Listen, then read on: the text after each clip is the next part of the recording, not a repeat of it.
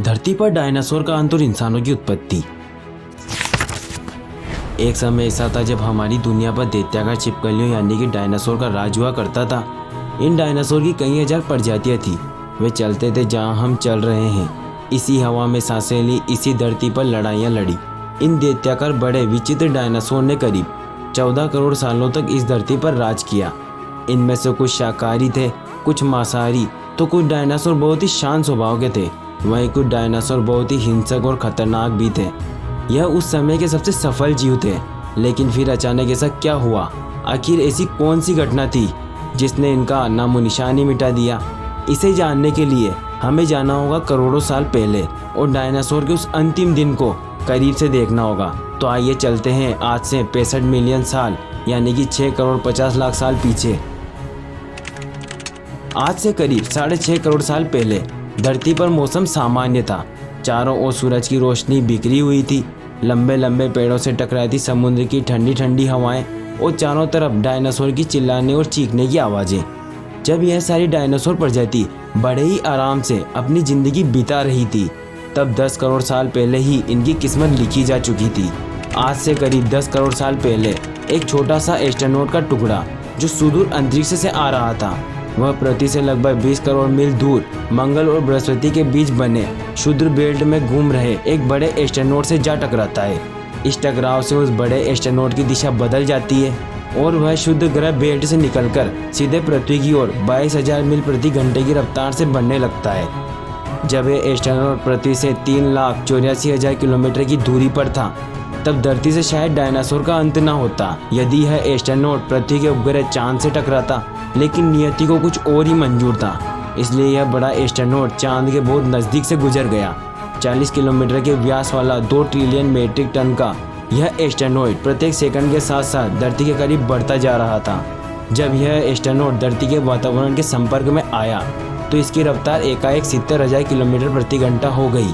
पृथ्वी के वायुमंडल में घुसते ही घर्षण की वजह से यह एक भयानक आग के गोले में बदल गया। ये इतनी रफ्तार से धरती की ओर बढ़ रहा था कि सिर्फ 4 मिनट में ही इसने अटलांटिक ओशियन को पार कर लिया। इसकी चमक इतनी अधिक थी कि धरती पर टकराने से पहले ही हजारों जीव आग के इस दैत्याकार गोले को देखकर उसकी रेडियंस से पूरी तरह अंधे हो चुके थे। ये जीव उस उल्का को देख नहीं पा रहे थे, लेकिन यह उसकी भयानक गर्मी को महसूस कर रहे थे।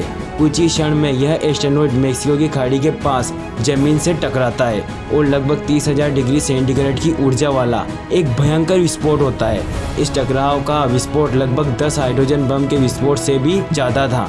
यह विस्फोट इतना शक्तिशाली था कि इसके टकराते ही धरती की लाखों टन धातु अंतरिक्ष में चली गई। टकराव वाली जगह पर 180 किलोमीटर चौड़ा और 20 किलोमीटर गहरा गड्ढा बन गया। विस्फोट के कारण इस गड्ढे का सारा मेटल और पत्थर आसमान के धूल के एक बड़े बादल में बदल गए। 16 मिनट 40 सेकंड बाद जमीनी टकराव की वजह से धरती के अंदर चारों ओर 11.1 तीव्रता की भूकंप तरंगें उठने लगी।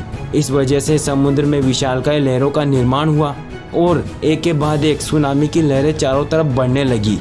भूकंपीय तरंगों ने सभी सक्रिय ज्वालामुखी को धक्का दिया, जिसके कारण जगह जगह डायनासोर का विनाश शुरू हो गया।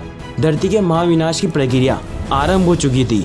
इस भयानक विस्फोट में रेडिएशन की मात्रा इतनी बढ़ गई कि इसके 800 किलोमीटर के दायरे में आने वाले सभी जीव जलकर राख के ढेर में बदल गए थे। इस महाविनाश में उड़ने वाले डायनासोर इन जमीनी खतरों से तो बच निकले थे, लेकिन यह तो बस इस महाप्रलय की शुरुआत थी।